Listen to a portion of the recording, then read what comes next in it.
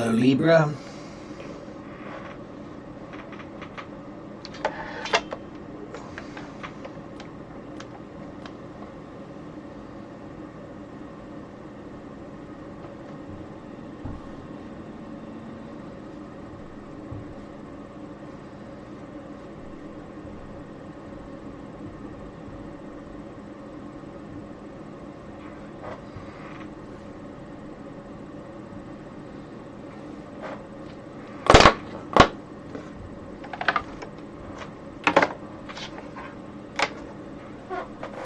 I'm okay. How are you today?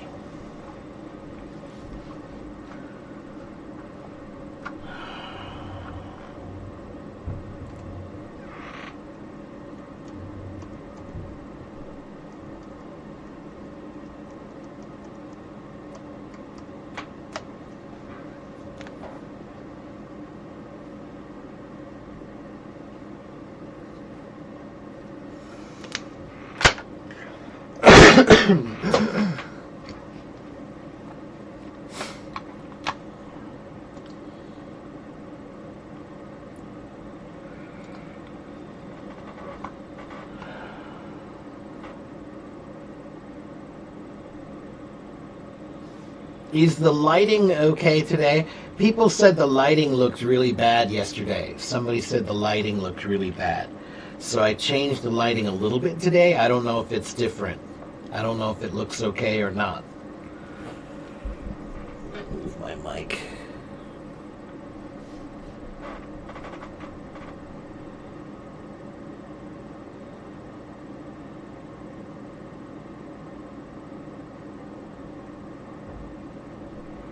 It's okay? All right, good.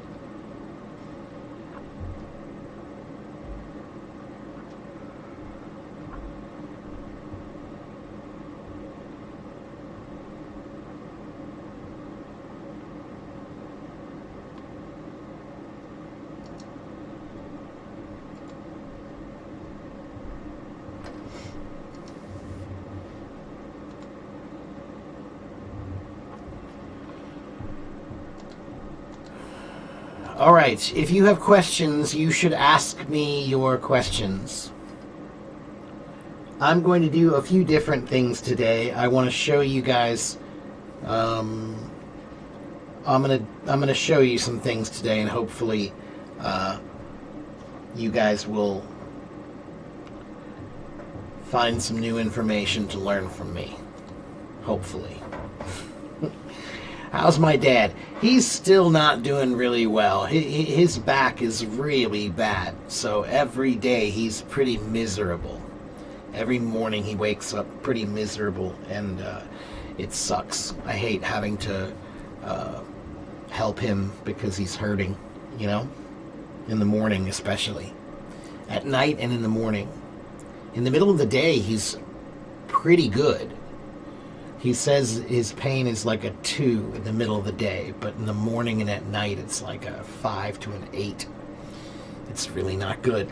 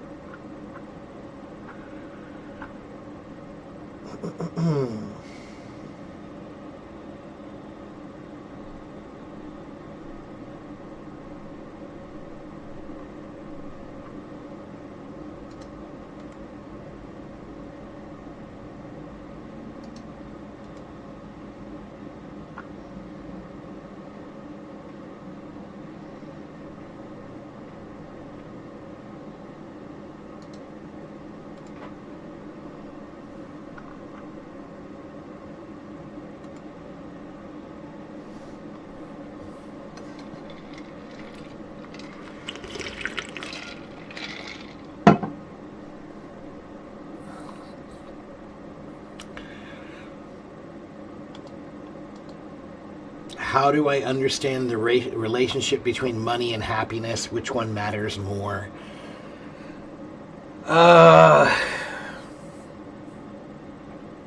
Happiness always matters more because the value of money is not static. It's dynamic. It's not constant. It changes. So if the value of money changes, then everybody says money is more important, but the problem with that is when you say that, you make money more important. And what happens is when you do that, you give it weight it doesn't really have. You're giving it the weight. So what I mean is, the more you care about it, the more it matters. The more it matters, the more leverage it has over your decisions. So the more you give to it, the more it controls you.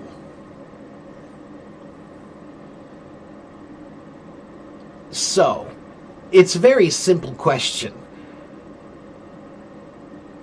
Is there any amount of money that you would pay to allow someone to kill your grandmother? Is there any amount of money that you would take to allow someone to kill your grandmother? If there is not, then happiness is what's most important, not money. If there is, then you're a psycho.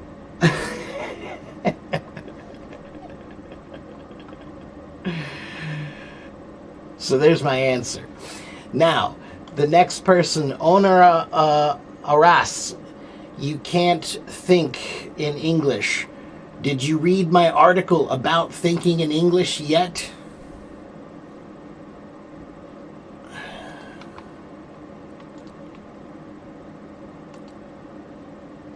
Did you read my article about how to think in English? Here it is.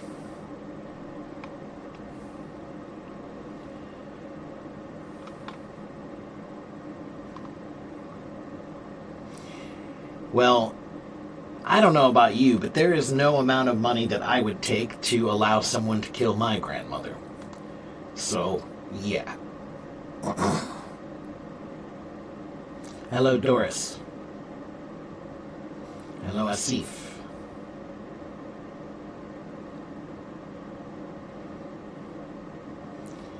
Hello, Waleed Ali. You're doing better. You're doing better, Waleed. But that's the most important thing you need to do, Waleed, is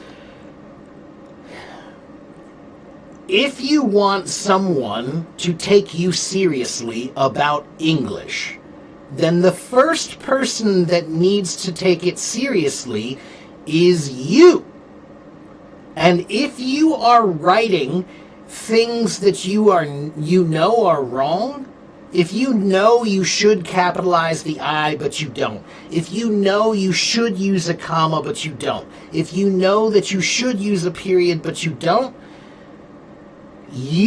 take yourself seriously. So if you don't take yourself seriously, no one else ever will.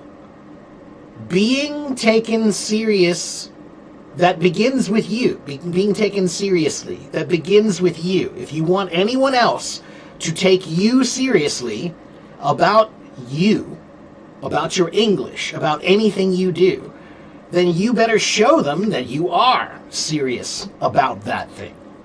So, from now on, anytime you write in English, anytime, you should write to the best of your ability.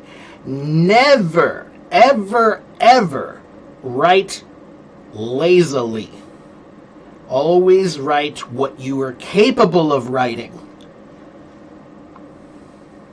Okay?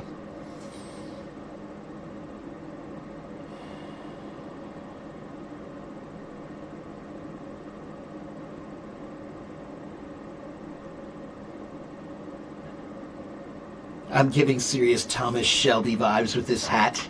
Yeah, that's the Peaky Blinders hat, right? Yeah. Yeah, Samuel, you know, I've never been old enough to make a hat like this look right, but now I am. You know, like last year, I think if I would have worn this hat, it would have been like, that doesn't look right. But now it does.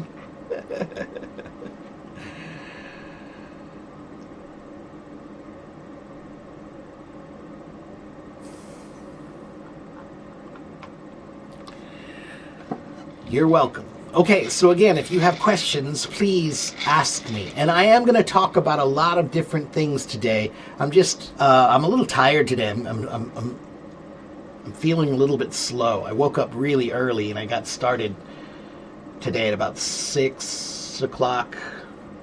I don't know. I woke up at 6. I got moving around 7. I had to help my dad this morning, and then I had to teach some lessons. And here I am now. And I'm a little bit distracted because I have some work I want to do later.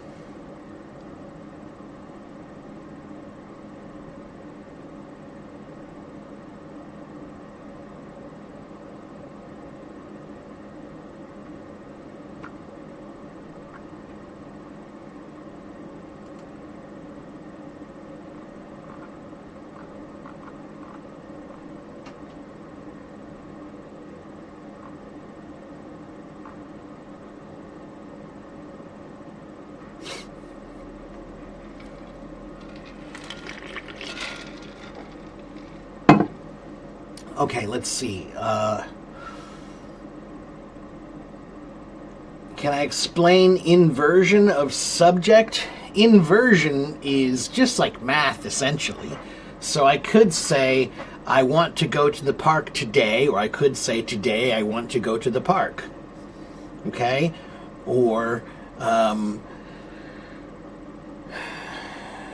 you could say, I really want to eat some ice cream now. Or I could say, now I really want to eat some ice cream. Right? I think that's what you're talking about.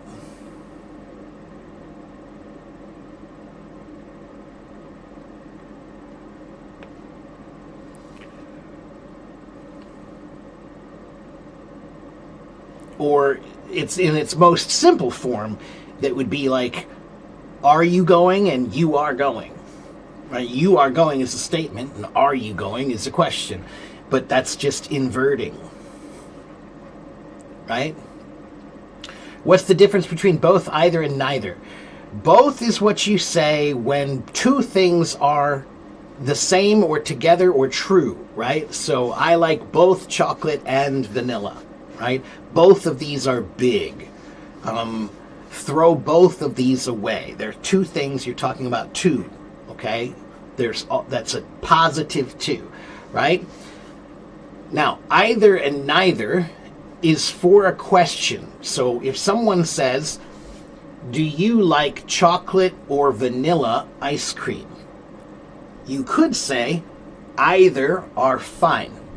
And that means whichever is okay. They're both okay. Chocolate is okay, vanilla is okay. I don't really care. I like them both equally, or I don't care. Okay? Either. That's either. Positive. This one is okay, and this one is okay. Either. Okay? Neither is when both are not okay. If you say, do you like chocolate or vanilla ice cream? And you say neither, that means I don't like chocolate and I don't like vanilla. Neither. And we usually use the word or with either and nor with neither. So we'll say, do you like this, either this or that? Neither this nor that. Okay, do you like either vanilla or chocolate? I like neither vanilla nor chocolate. Okay, there you go. What do I think about people who are learning English and dream in the language? I think that dreaming in the language that you are learning is a really good sign that you are spending enough time with the language. If you start dreaming in the language, then you are immersed. Okay? Onar Aras, if the article that I wrote is too difficult for you, you could ask ChatGPT to help you understand it, or you can translate it, or both. You can ask ChatGPT to translate it into Turkish for you. I think it will do that. Okay? How do you perceive the meaning of your life? Social relationships, status, power, happiness, death, greed, knowledge, money, arts, or just nothing?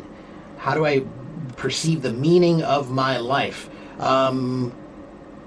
My life, personally, it's very simple, dog. What is the meaning of life? The meaning of life is to give life meaning. People ask what the meaning of life is like it's something you're supposed to find. It's not something you're supposed to find. It's something you're supposed to make. You make meaning. You don't find meaning. All right? We make it. So, when I create something, I'm making meaning. When I do something that I feel passionate about, I'm making meaning. I'm creating meaning in life. Okay? So all of those things may be meaningful to me in different ways. Priority, in different priority. You listen to Family Album USA Today. There is a sentence, I don't know if it's correct. Am I glad to meet you? Am I glad to meet you? It could be okay, but it's kind of weird. You're right. It should be, I am glad to meet you. But you could say it in a way that's almost like you're startled or surprised. Like, wow, am I glad to meet you? Right? So if I put wow in front of that sentence, now it makes a lot more sense. When you put it by itself, if you just say, am I glad to meet you, it's a little weird. Okay? But it's not necessarily. It just means like, wow, this is lucky. I'm happy I got to meet you. Or, I don't know, maybe, you didn't expect to meet them, but you're happy to. That kind of a thing. Okay? Have I invited her?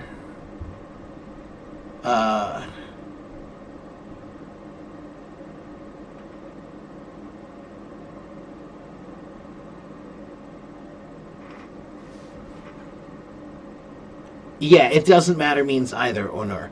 Now, gorgeous, and I think that's Majda. You're saying, have I invited her? And that's not a question?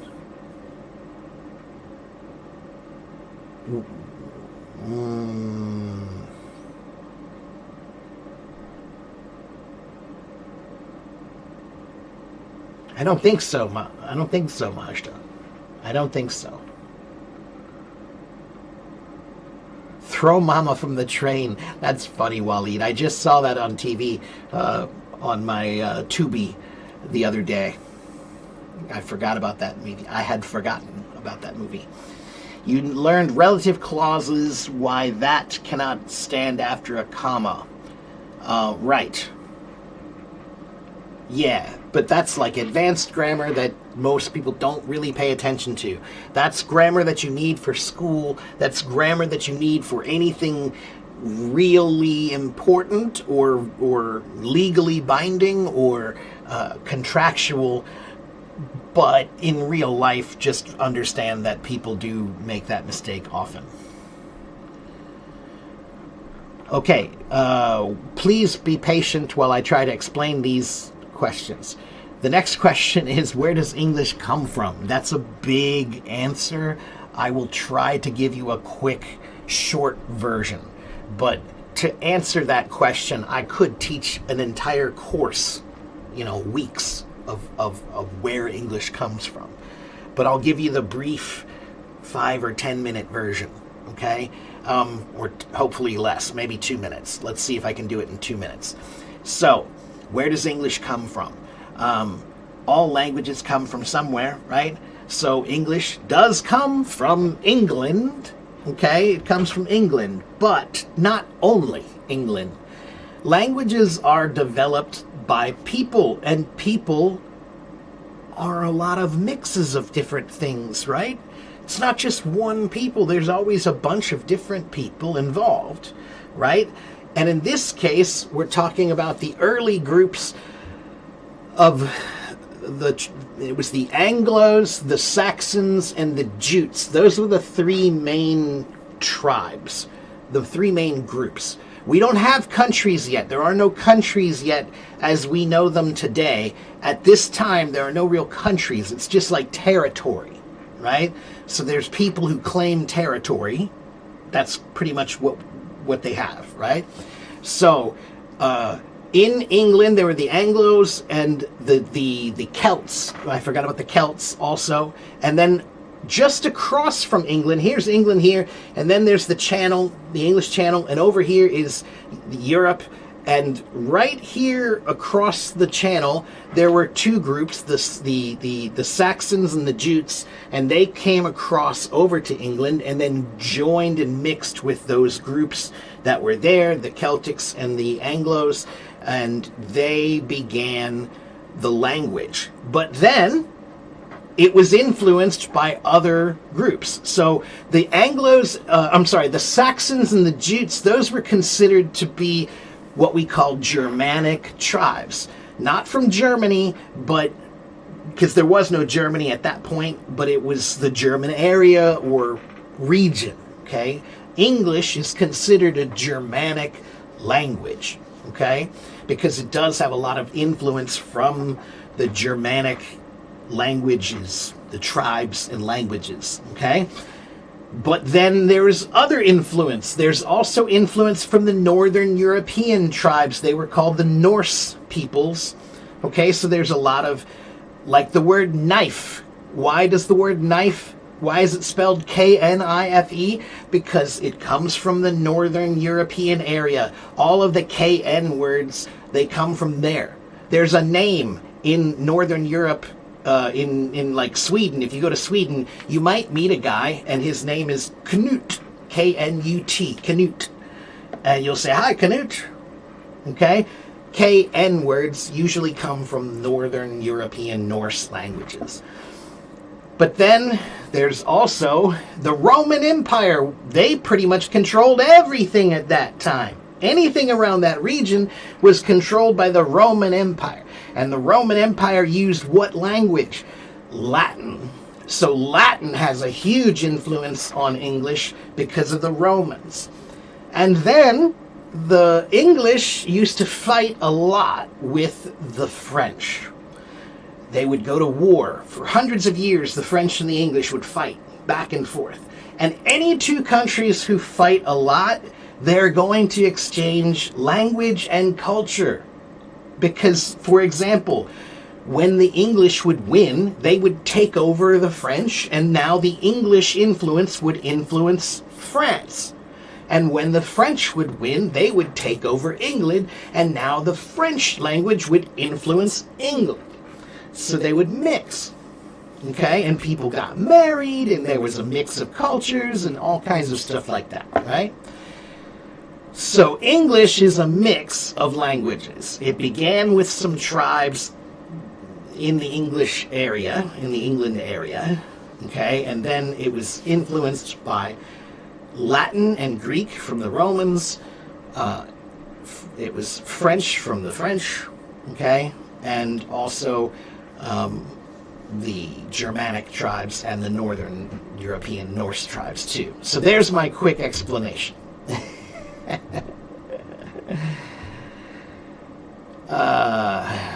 Same opinion as Camus and me. Okay, well, you know about Camus. That's good. I'm glad. All right. What is the difference between I forgot and I have forgotten? It's just tense, Asif. They're just different tenses, right? I forgot is simple past tense. I have forgotten is simple past perfect, I believe. Yeah. Past perfect. Yeah. Is there anything more important than your life? My death.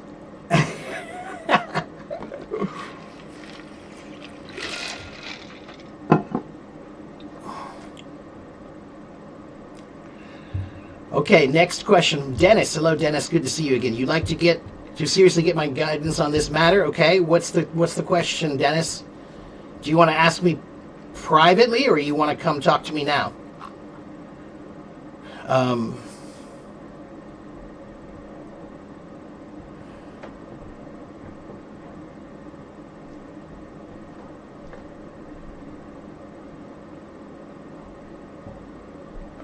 Let's see.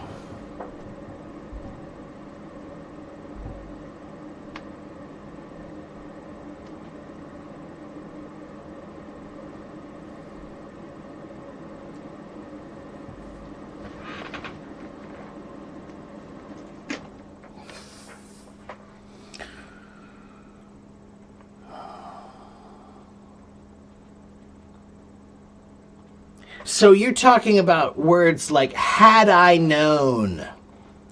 Had I known you were going to be here, I wouldn't have come. That's inversion, okay? It's basically like where you're dropping the if and you move it to the were part, right? So for example, were I you,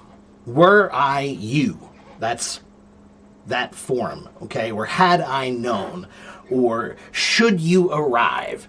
This is a way of speaking that we use it, but not very often, and it's very formalized usually, right? And it sounds more formal, right? Had I known you were going to be here, right? So maybe you do speak like that. There are some people who do speak with a more elevated language, and that's the way they speak, but most people don't.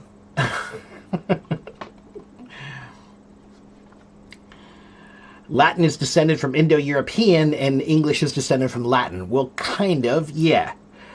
In Indo-European, or PIE, the Proto-Indo-European languages, are a bunch of languages that existed kind of in the time period before most of those people were writing things down.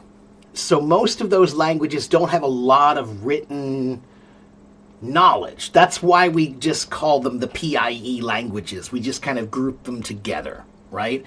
But we also don't really refer to them very much. We don't refer to any Proto-Indo-European languages. Why? Because it's too muddy. It's too murky to talk about anything from that time period because nobody really knows. There are no written records, so we can't really know. So, when we're talking about etymology, which is obviously one of my, it's a hobby of mine, etymology, okay, the history of words and the language. We usually don't go much further than Latin, okay, most of the time. There are exceptions. There are some words in English that don't derive from Latin. They might derive from Persian or Arabic or Sanskrit, in which case maybe we do go further back in time to find the root. But most of the words in English, we usually go back to around the Latin Greek era. And anything before that is a little bit too muddy and murky, and sometimes the meaning has changed so much that it's not useful anymore. Okay? All right, next question. It's not hard to pronounce the TH sound. I always forget to pronounce it right when I want to speak fast. Rose, there are two ways to pronounce the TH in English. There is the voiced TH and the unvoiced TH. So the voiced, no, let's do the unvoiced first. That's the easy one. The unvoiced is the word like thank you. When you say thank you, that TH is called an unvoiced TH because all you're doing is blowing air. There's no real sound, right? So in the microphone you can hear, and watch. If I take a tissue and I put it in front of my face, you'll see how much air I'm blowing. When I make the unvoiced TH, it's blowing a lot of air. Thank you, thank you, thank you. Okay, there's a lot of air blowing. But then there's the other TH, which is the voiced TH. That's the one for the words this, that, these, those. So if I stretch out that sound, you'll hear it, and it sounds like this. This. This. So my position of my mouth is the same. It's the same as the other TH. But with this one, if you put your fingers right here, you'll feel it buzzing, vibrating when you're going this, that. If you don't feel that, then you're not doing it right. Okay? So there's two ways. Okay.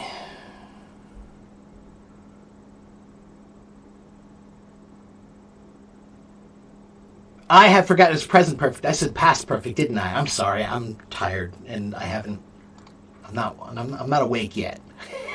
My bad, guys. Oops. Okay, between going to college to learn English or spending more time practicing with my English-speaking friends almost every day, which option will help me the most effectively? I'll probably say going to college more likely, Dennis, because going to college is an external, outside environment, and that means that you have responsibilities. There are responsibilities when you go to school. You don't really have any responsibilities to your friends, right? So you can create your own sense of responsibility, like, I need to talk to them every day, but that's not very effective. But when you have class and you have to go every day, now you have a responsibility to it. Okay? So I think that would be better, probably. Okay? And yes, you can't fix stupid. Hello, Mahdi. I'm fine. How are you? Don't call her she must be sleeping after versus she could be sleeping right now. When I'm talking about my experience about that person, which one is correct?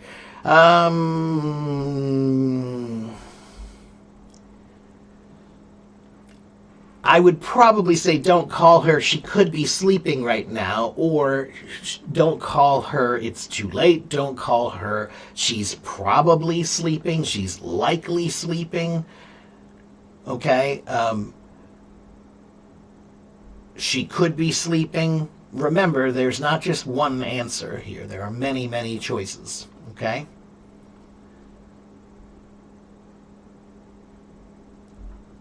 What do I mean by muddy and murky? Murky and muddy, they're two words that mean unclear, very unclear. So if you go to a river and the water is clear, it's like, oh wow, look at the river water, it's nice and clear, because it's moving nice and slowly. But then when a storm comes, the water is not moving slowly, it's moving quickly, and so it's brown and it's muddy. And you can't see into it, so it's murky. So muddy is the word that means when water and dirt come together, they make mud. So it is muddy water. Murky means the same kind of thing, but it means like unclear. You can't see through it. Okay? Can you use magnanimous in my daily conversations? Sure, you can. If you know somebody who's really, like they're gracious and they're generous and they don't have to be, then that's magnanimous. Anybody who does something really generous, but they didn't really need to, they don't have to, that's magnanimous. Okay?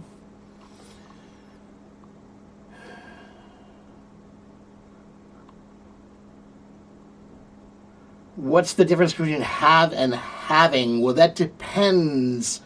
I mean, having is the gerund form of have, right?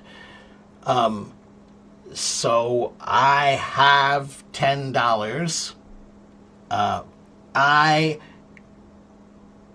You wouldn't use it for money that way. I am having $10 would be weird, right? But you would say I am having a birthday party. Okay, I have a birthday party and I am having a birthday party are not the same. They could be different. Okay, I have a birthday party. Okay, Is it mine? Is it yours? Whose? Where? When?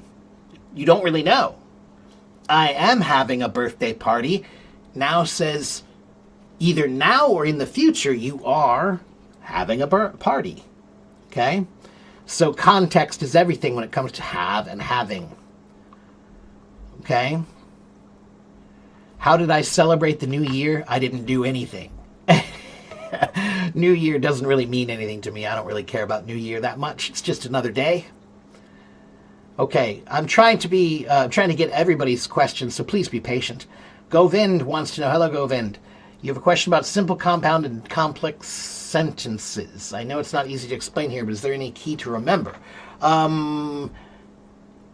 So, no, there's not really any key to remember.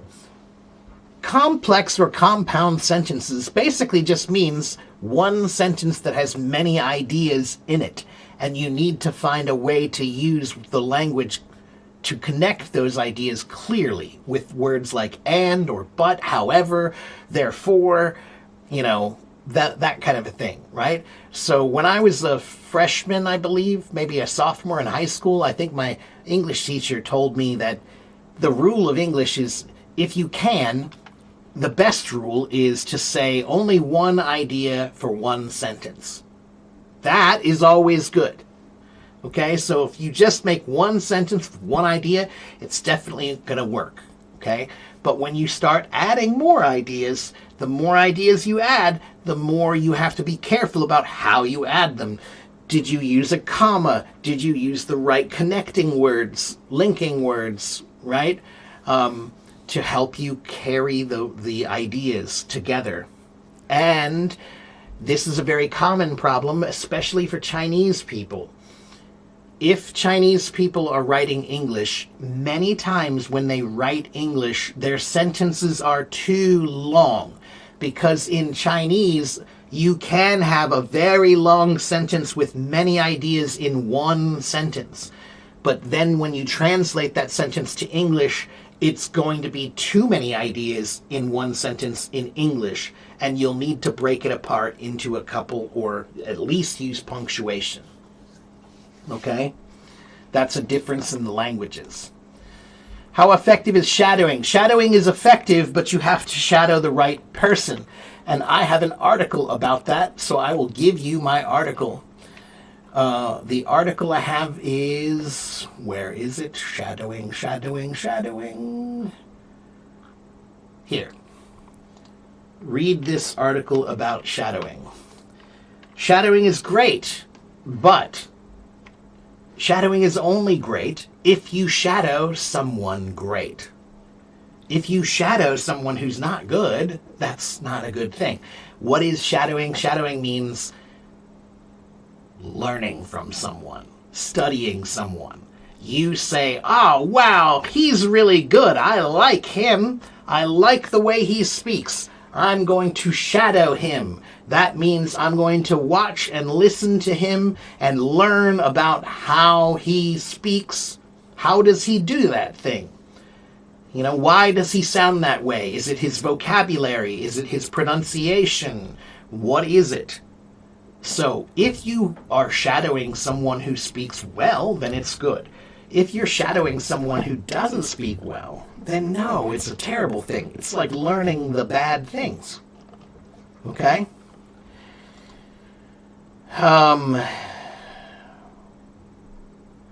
Okay, again, please be patient. I'm trying to catch up. The difference between intrude and invade. Invade is stronger than intrude, I think. Invade is more like Venezuela. What we just did. I'm laughing, but I'm not laughing, okay? I just want to make sure that's clear. We're not going to talk about it. I can't talk about that, but I'll just say stealing is stealing. So, yeah. Intruding is more like, there are two examples for intrude. One is an intruder. For example, maybe you're watching a science fiction movie like Star Trek or something, right? And there's an alien that came on your ship, or the enemy came on your ship, and now the alarm goes off, and you hear the alarm on the computer. The computer says, "Intruder alert! Intruder alert! Intruder alert! Intruder alert!" That means there's somebody there who should not be there. They are an intruder. They are intruding. They're coming to a place they don't belong or are not welcome. That is intruding. Invading is more like attacking. Okay?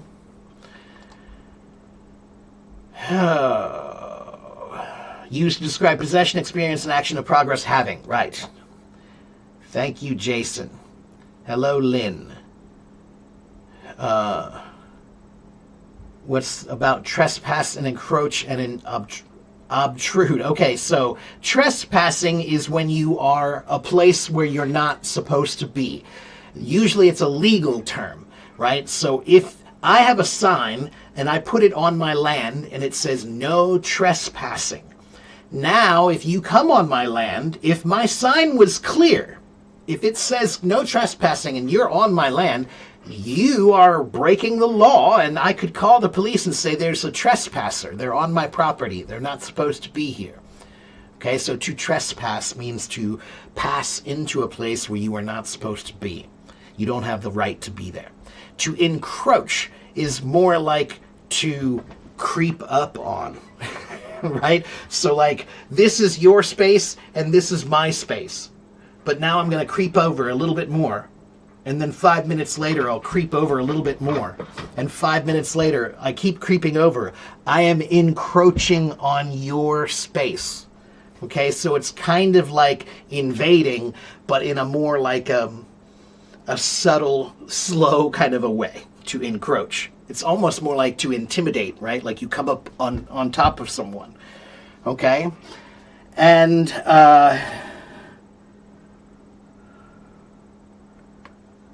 obtrude, you don't need to use ever, because that one, I have never seen it used in my life. Okay? And if I have never seen it, then you don't need it either. Okay? So just forget about obtrude. Okay? It basically means the same thing. It just means to become noticeable in an intrusive way. So again, it's like encroaching, right? So when you encroach, you usually obtrude. You become noticeable. Like, hey, you're not supposed to be here. That's my space. Okay? Oh. You recently got a job and you're handling U.S. clients. However, you make some mistakes while speaking in English. Could you give me some suggestions? Shubham, everybody makes mistakes, even me. Okay? I make mistakes. I don't think I would worry about it that much. If you're trying your best, that's all you can do. That's all you can do is try your best, Shubham. Okay?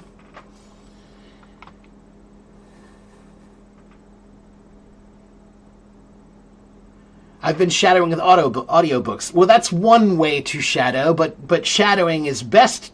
I think shadowing is best when you can see them, because language is also about your body language and your facial expressions and your passion and your energy, right? If you can see that, sometimes that helps. Okay? If you have an intruder, can you shoot him? Yeah, but you might get in trouble for it. You can. Of course, you can shoot him, but that doesn't mean it's legal. You still have to prove that you had the right to shoot them. And every state in America is different in that regard. But you'd have to go in front of a court and prove that you felt that your life was in danger. And there are some places where they make it very easy for you to say, I thought I was in danger, I shot him. But there are many places where, no, it's not so easy. You have to prove that you have the right, that you're in danger. Okay? Trespass is more of a legal term. Okay?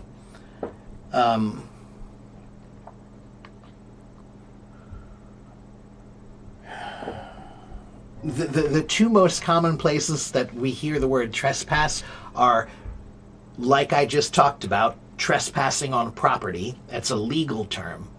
And then in religion, forgive us for our trespasses, which means forgive us for the things we've done wrong against other people in the past. Things that we were not supposed to do, that we were not invited to do, but we did. Bad things. Okay, those are forgiving our trespasses. Okay, so to trespass is to be someplace you're not supposed to be. So, is every intruder a trespasser? Yes. Is every trespasser an intruder? I don't think so. No, because I could trespass by accident, but I can't intrude by accident. Intruding is usually on purpose. Okay? So if I'm walking in the woods and then somebody comes out and says, "Hey, this is my land," I'll say, "Oh, well, I didn't know this was your land. I'm sorry." That's trespassing, but it's by accident. So I'm not an intruder. But if I know it's his land, now I'm trespassing and I'm an intruder. Okay? Okay, let's see. Hold on a minute. I need a minute to catch my breath. Man, I've been talking.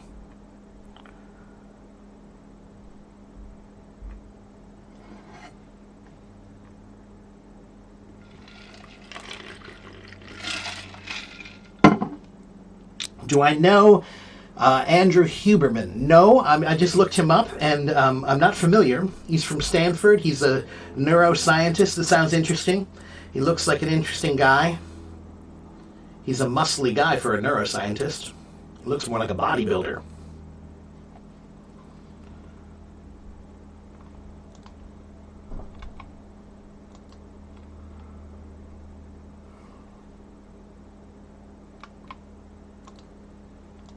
You like the southern states because in the southern states you're allowed to shoot people?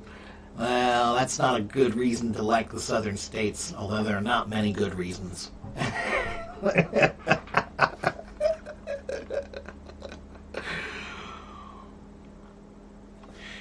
You're welcome, Miriam. If something is intruding on your mood or life, it's something like it's bothering you or disturbing you. That's right. Yeah. In this case, now you're using intrude as more of a figurative term. Literary, not literal. Literary, figurative term. Okay? Yeah. The music was an intrusion on my studies. Could be. Okay? Okay, everybody. Wow. Okay, and over here in my YouTube, I'm sorry, I forgot to check on my YouTube people. Hello, Miguel. Good to see you again. Hello, Shaima. What's the best way to learn English? Your English is not very good. Shaima, that's too big of a question. The best way to learn English is to go to my YouTube channel and watch my YouTube videos and study and make notes and do the things I say. And go to my website and study on my website. There are many, many free links on my website to study English. Everything you need is there for free. You just have to subscribe. And I also have a blog, and you should go to my blog and read my blog. Whoops, wrong way. Try that again. Here's my blog. Go to my blog and read my blog. So if you're trying to learn English, do those three things. Okay? And hola, hello. Is it Yusmiri? That's a pretty name. Hello, Yusmiri Martinez. Hola. Okay, thank you for the gifts. Man, I am out of breath. I just talked for 50 minutes straight. That's a lot of questions. Okay. Continue with the questions. I will continue with the answers.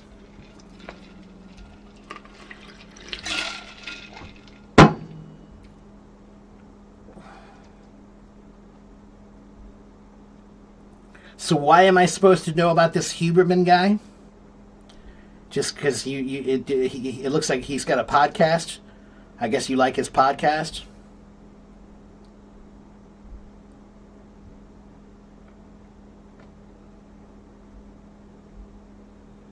I can do 20 push-ups, I'm pretty sure.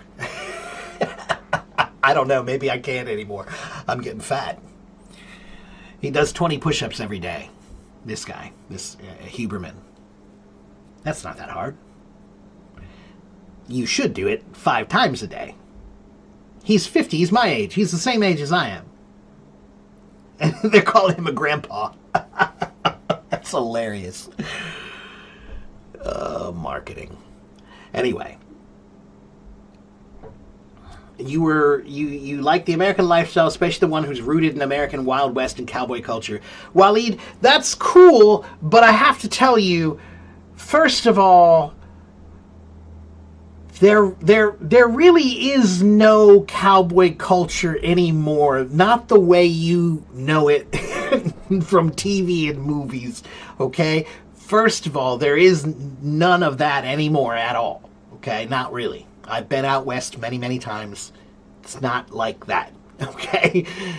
It was maybe a long time ago, but even in that, whatever you see in the movies, it's not like what they show in the movies.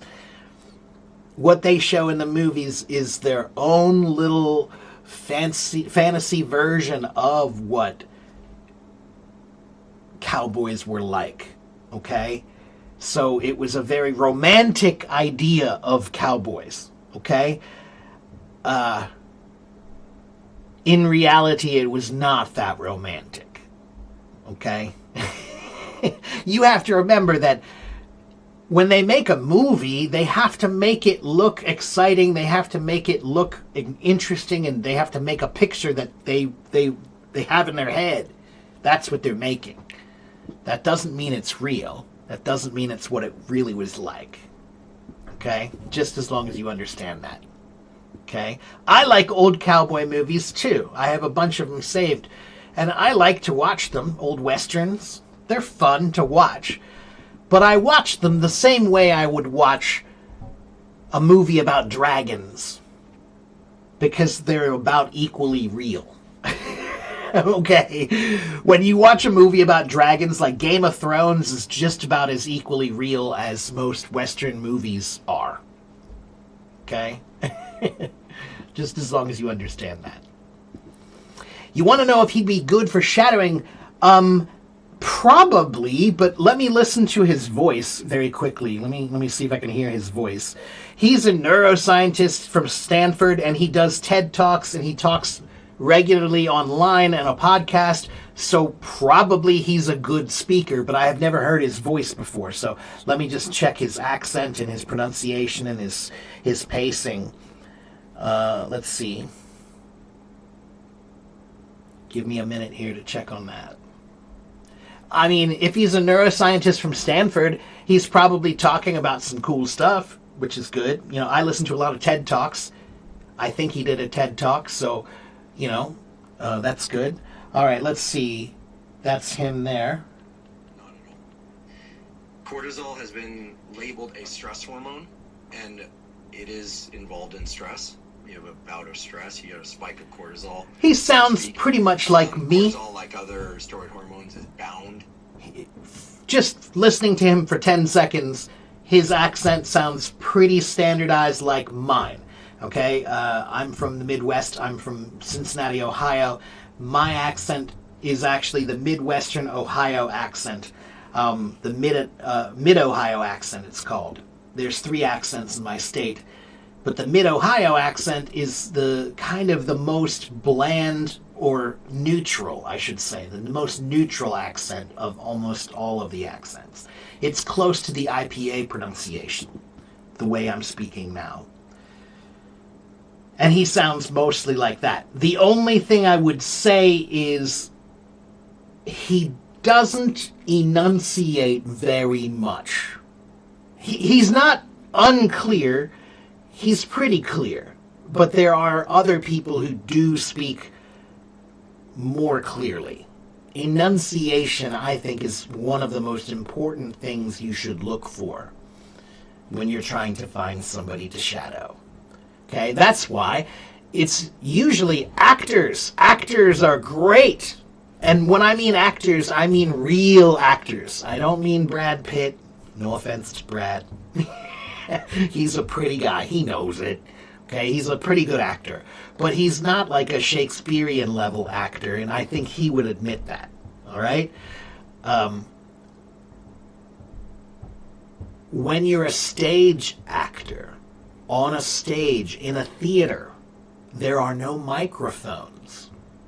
And there are 500 people in the room, and they all paid to see you.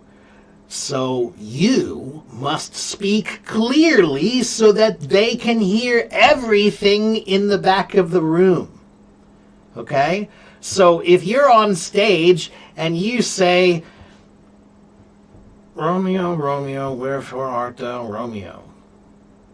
Nobody is going to hear that except the front row. And maybe they will have trouble. But if you open your mouth and enunciate and project your voice, Romeo, Romeo, wherefore art thou, Romeo? Now people will hear you and it's clear. Okay?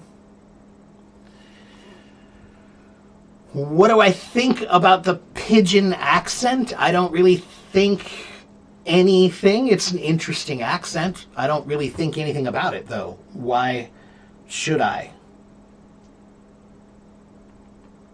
I mean, it's you know, like there are different kinds of pidgin, right? Like Hawaiian people, right? They have a kind of a pidgin way of speaking sometimes. It often reflects like a mix of languages sometimes, I think. But I don't really have too many opinions or feelings on it. Do I still play my drums? I do, but I haven't been playing for a while because I had a knee injury. But my knee feels really good now. I think it's about 98% healed. So maybe I'll play this weekend for the first time in a month or two. I might play for a little while. You started recording your readings so you'll find your own mistakes. Good for you. That's a serious way to learn. Good. Good. So if you have a question, you can ask me and I will try to answer.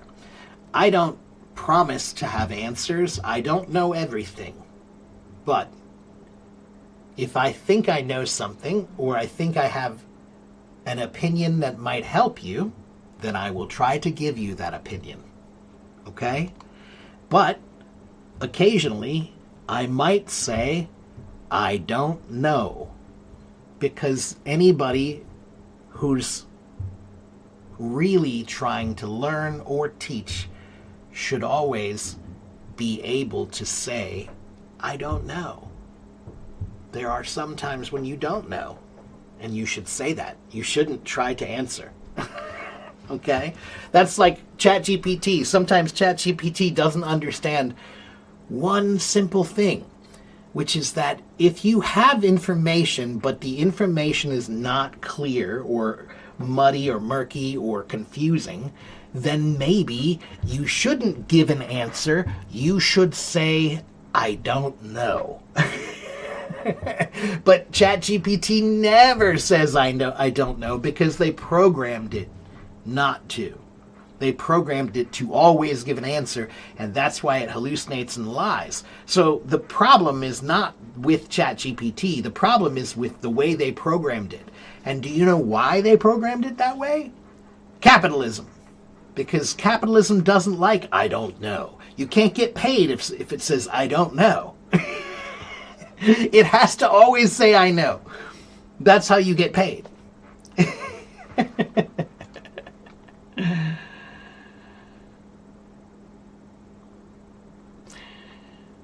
Do language learners also suffer from imposter syndrome? Sure. Yeah, but sometimes, Anurag, sometimes imposter syndrome, when you're learning a language, it works in the reverse way.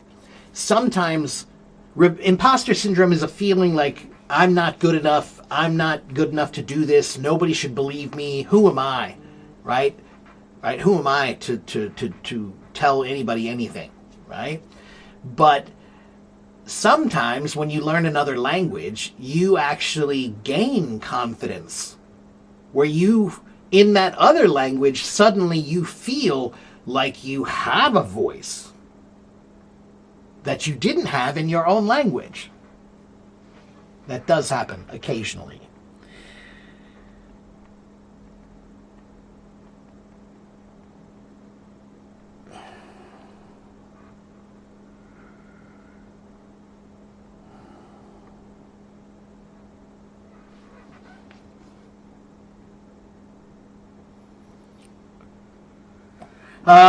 Amy Cootie. So I don't know who she is, but just quickly, I'm just looking, and she's talking about body language and how that affects lots of things, like interviews and, when you present yourself anywhere, body language is important. Sure, she's not the first one to say that. There are dozens and dozens of people who say things like that. Like, for example, Samuel, whenever you see Elon Musk on TV or on camera, he loves to do this. He loves to put his hands like this when he talks. And the reason he does that is because he read a book or an article a long while ago. There were several books and several articles that talked about this and how this is a power pose. It's a pose that makes people believe you sound confident. You don't hold your hands like this unless you're really confident in what you're saying. So if I say, "Hey, everybody, the sky is purple. The sky is purple." You believe me because my body language looks like I believe it. Like I believe it. So now you believe it. So I love when Musk does this because he does it so unnaturally. He does it so unnaturally. It's so obvious that he's doing it like on purpose. I do it sometimes, but it should happen naturally. It's supposed to be something that spontaneously happens when you're just pontificating. You're speaking spontaneously, contemporaneously, and when you speak that way, sometimes your hands just naturally come together. That's a natural thing that he's unnaturally repeating. Yeah. And also, things like posture, how you stand and how you sit. You may not know it, but you're telling everybody a lot about you when you stand and sit. So if you sit down like this, what does that say about you?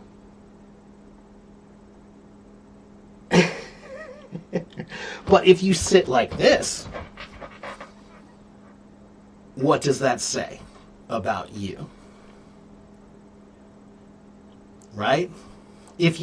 When you're walking, if you slouch when you're walking like this, if you hunch over, what does that say about you? It says you don't have confidence in yourself. But if you put your shoulders back and your head up, a head up says confident, right?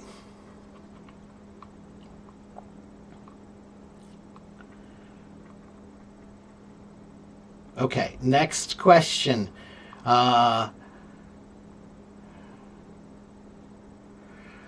So Rashna, you have an interview and you're scared. Well, that's what we were just talking about. The most important thing about interviews is to be confident.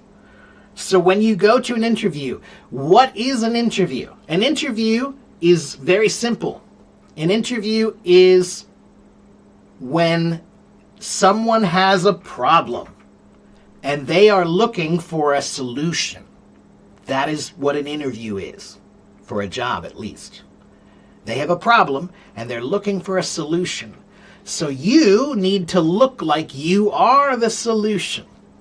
So when you sit down, you need to look like you're present and you're bright, right? Hi, like I can help you. Yeah, I'm here to help you. If you look like this, yeah, I think I can help you. Maybe. They are not going to hire that person. That's a problem. They already have a problem. They don't need another problem. Okay? So how can you get confidence for interviews? Go do a fake interview. Look for a job that you don't want, and then go do the interview.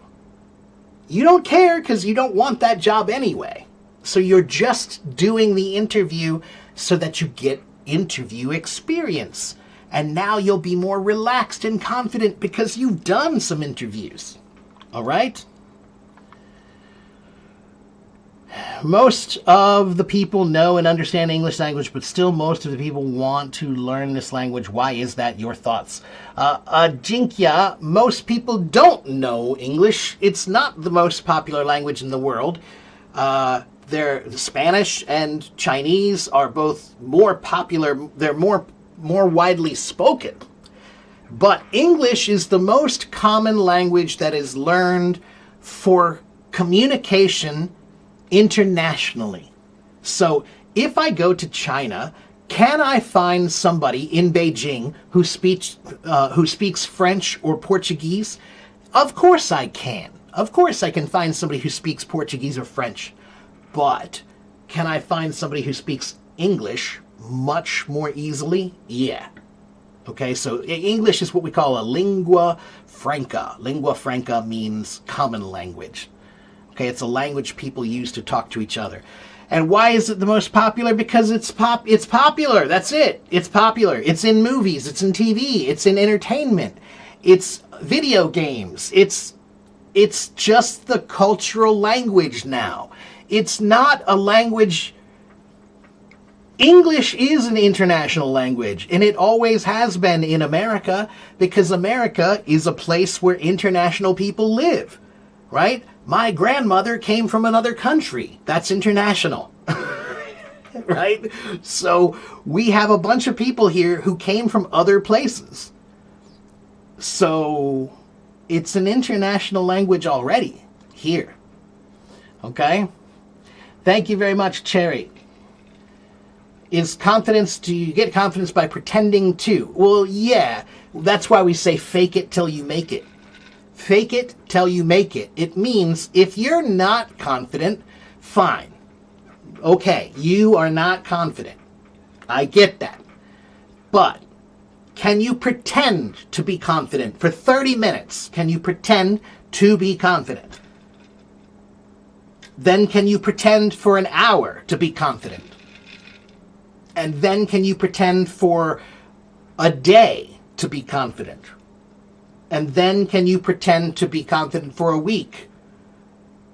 And guess what? After that, you're not pretending anymore. Why do Americans waste time for no reasons? Manu, hi. You just described humans, not Americans, humans. If I go to India, how long would it take for me to find somebody wasting time? Not long. If I go to Russia, how long would it take to find somebody who's wasting time? Not long. Okay? So, you're talking about people, not countries. All right?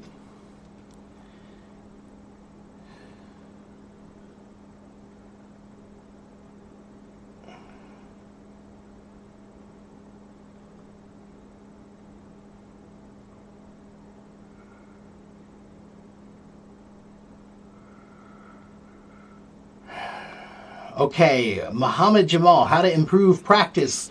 Muhammad Jamal, I think you're new here because your question is a new question, right? It sounds like a new person question. You need to just come and watch and listen and make some notes every day. I am here a lot. I have been on Hello Talk for 12 years. I have 88,000 followers. I am a real teacher. I am here almost every day, Monday, Tuesday, Wednesday, Thursday, Friday. Not Saturday and Sunday anymore, but Mostly on the weekdays, I'm here in the morning. So you should come and you should watch and listen. That's how you can improve your practice. Okay? And as far as the Brits conquering 71 countries, yeah, colonialism, sure, that definitely had a big part to do with the initial spread. The initial international spread of English, you're correct, was from colonialism, whether it was from India or the Philippines or, Austria and South Africa, that's all colonialism, okay? So that's the start of it. That was the start. You're right. But then, to be honest, American culture and Hollywood and music have played a much bigger role in spreading English worldwide than even those 71 countries.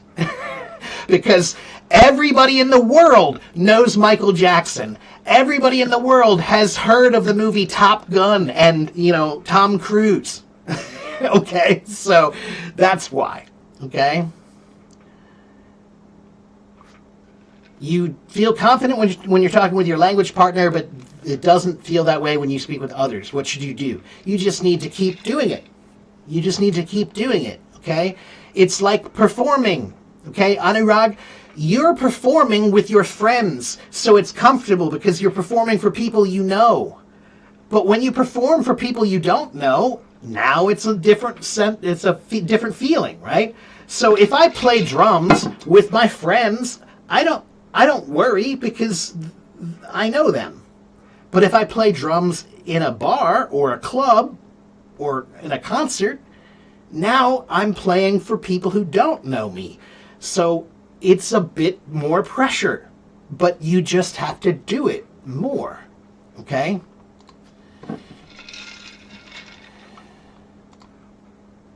Fake it till you make it. That's right.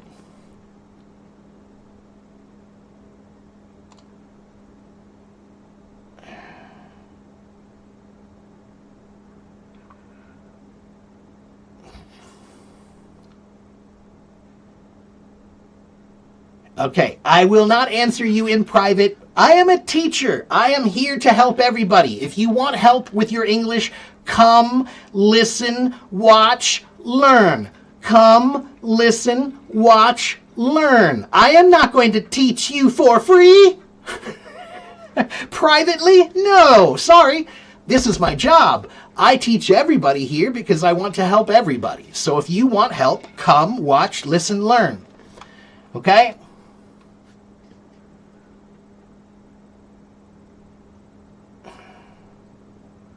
What's my opinion about your English? Okay, I have no opinion about your English. If you think it's good enough, then it's good enough.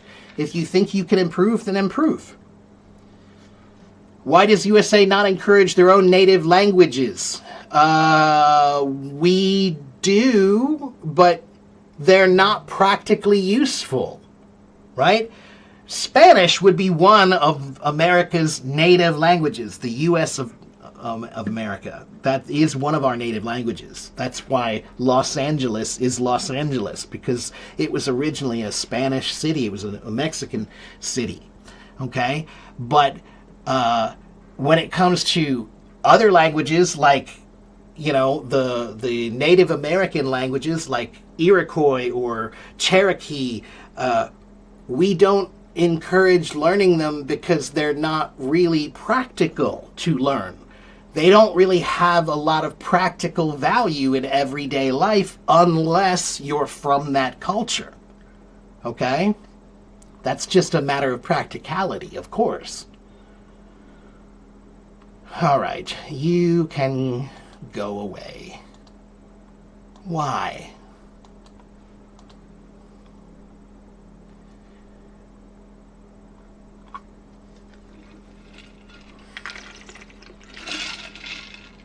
And actually, Anurag, it is now the official language, but only because Trump made it that way. And the only reason he made it that way is because it was always the official language unofficially.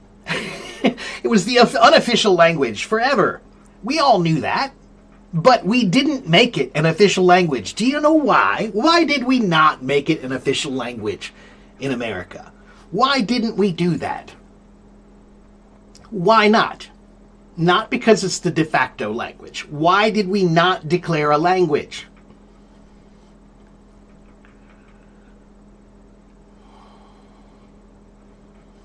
Because this is the country where you're not supposed to declare anything. You're not supposed to declare one culture. You're not supposed to declare one religion. You're not supposed to declare one anything. Because when you declare one thing, you're saying that that one is the better one or the more important one. But in America, the America that I know is the one where every language is important here. English is just the one we use. But your language is just as important to me because of that's the way I was raised. That's the way I was raised. I was raised to believe that every language is important. We are a country of immigrants. There are a bunch of people who don't know that anymore, and they've forgotten that, but I still know that. I still know that. Okay? Okay, I need to wrap up here soon. It's been an hour and 17 minutes.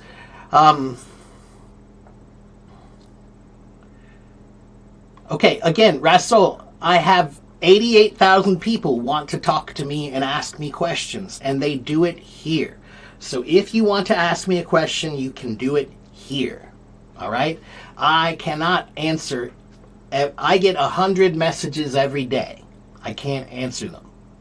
It's too many. Okay?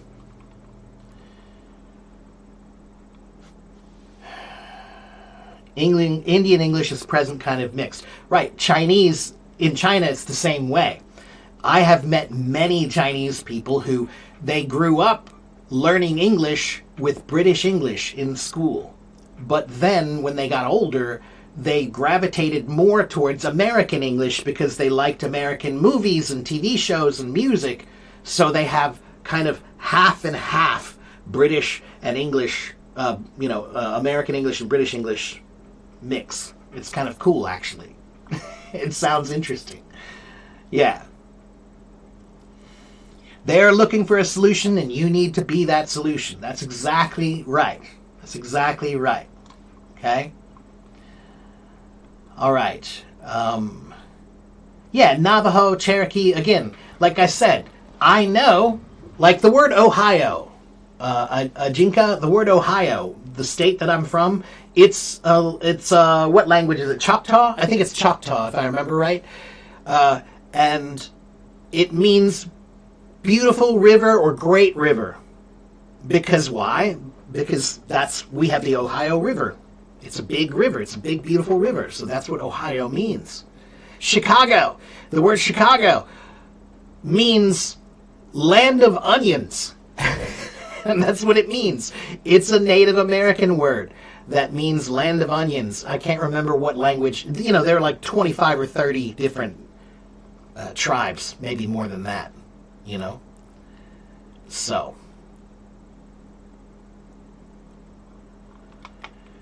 American English is more understandable. I think that's a personal thing. I think some people feel it's more understandable. Some people feel British English is more understandable. It depends on your ears. It depends on your ears. Okay? Okay, I have 10 minutes. 10 minutes. If you have questions, you have 10 minutes to ask me your questions. Grammar, vocabulary, pronunciation, reading, writing, listening, speaking.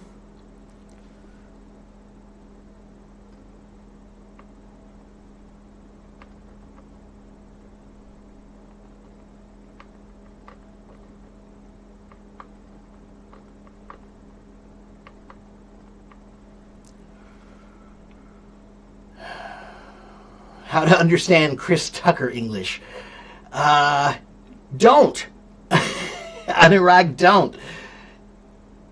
Or just record it and slow it down. The truth is, if Chris Tucker were in the room with me and he was talking like blah, blah, blah, blah, blah, blah, blah, blah, I would say to him, I would look at him as a real person and I would say, why are you speaking so fast, man? Slow down and speak like a human being. Because he only talks like that for the movies. You will never see him talk like that in an interview. All right? So that's just for the movies. It's a character. Go look at him in an interview when he does an interview. Not on the movie, in the movie. He does an interview, he speaks more slowly and clearly. Okay? Can you understand the words that are coming out of my mouth? Isn't that what he said? I think that's what he said.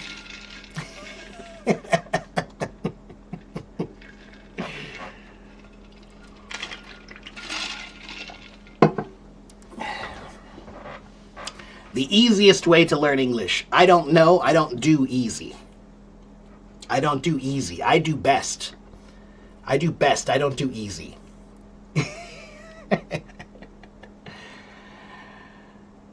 What's the best book to read in English? There is no best book to read in English. There is no best song to listen to. There is no best food to eat. Life is a personal experience. So the best book is the one you love. The best song is the one you love. The best food is the food you love. Okay?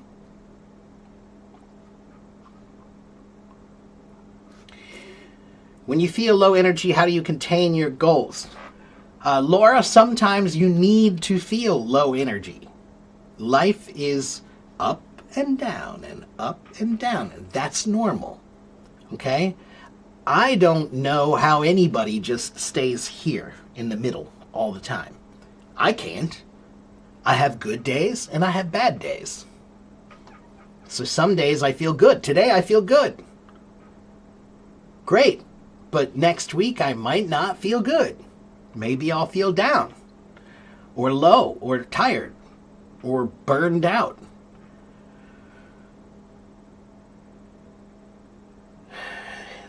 There's a phrase you can learn. Roll with the punches. In life, sometimes you have to roll with the punches. What does that mean? It means sometimes in life you get hit in the face and you have to keep going. Shake it off. Keep going. Okay? You have to roll with the punches. So sometimes things are bad and you keep going. Roll with the punches. Okay? Can a person learn new accents? Sure they can. They do it all the time. Actors do it, right? Maybe you're an actor and you have to do a British accent, so you learn a British accent. Or maybe you have to do a Texas accent, so you learn a Texas accent. Okay? Or if you're from India and you want to learn the American accent, then you can train yourself to speak with an American accent. Okay? It takes time and practice because every language has vocabulary and grammar and pronunciation, but every language also has mouth movements.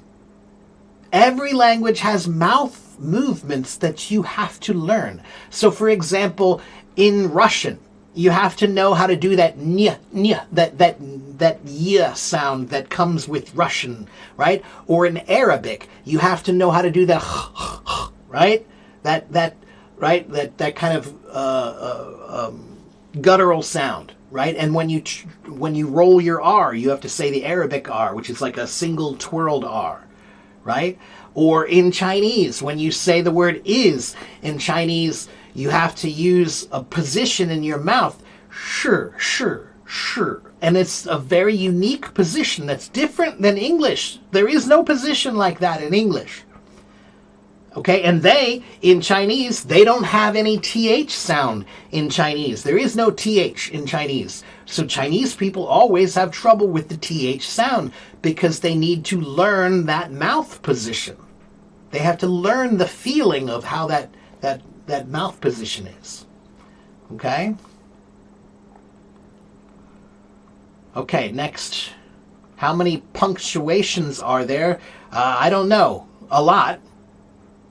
You know, I mean, there are some that are very common and some that are less common, right? Periods and commas, very common, right? But semicolons and colons and hyphens and em dashes, those are not as common. Okay? Mohammed, do I remember you? Oh, I don't know if I do, Mohammed, because I don't think you had that same picture. I can't remember the name. I'm sorry, there's so many Mohammeds, and I don't remember your last name. But maybe if I see you, maybe if we talked before, maybe I will recognize you. But just based on seeing you on the screen, I'm sorry, I can't remember you.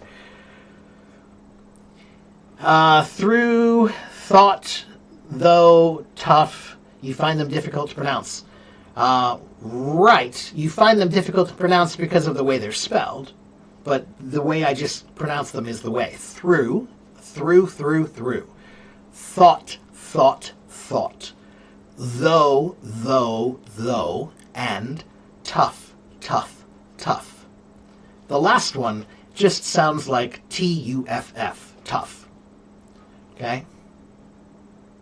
You used to be on stage with me. Okay, if you came on stage with me, then yeah, I probably will be like, oh yeah, I remember you. I'm good with faces. I'm not good with names. Okay? Sorry about that. Okay, guys, I'm just about ready to call it a day. And thank you very much, Yusmiri. I will try to play some drums maybe online sometime soon. Okay? And hello, Zaki. Can I remember you? I'm sorry, guys. I have 88,000 followers. It's really hard to remember people when you have 88,000 followers. You should try it sometime. It's not easy. I do my best, but it's not easy.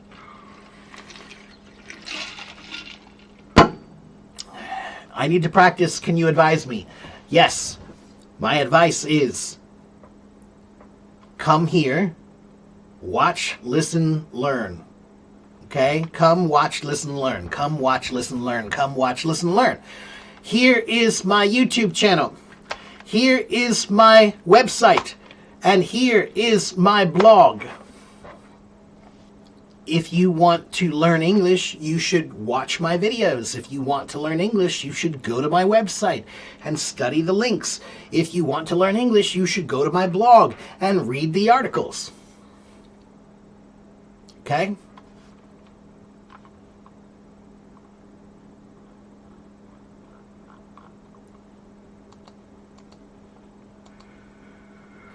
All right, guys, it has been 1 hour and 29 minutes and 30 seconds, so it's just about time for me to go.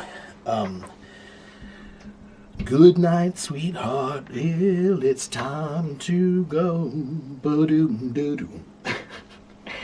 It's time to go, everybody. It's 12:11 p.m. here in the United States, and I'm going to go get some lunch. And I have some other things to do later. Okay? So, again, if you haven't followed me yet, you should follow me. I've been on Hello Talk for 12 years. I've been here streaming for 5 years. I've done more than 2,000 hours of teaching, more than 1,200 live streams. Okay? So, you should come and you should watch and you should listen and you should ask good questions. Think of a good question and then come back and ask me. How can I be good at English is not a good question. Because people write books about that. It's too big. So think of a good question that doesn't need a book to answer it. Okay? If you ask me how to read or how can I learn English, I'm going to give you an English book and just say, here, go learn it. Go read this. All right? But if you ask me a smaller question, I can answer that. So think of a good question and come back and ask me. All right? Thank you, Samuel Silva. Thank you, everybody. I will see you guys next time. Have a good morning. Have a good afternoon. Have a good evening. I'll see you guys tomorrow. Okay? Bye-bye.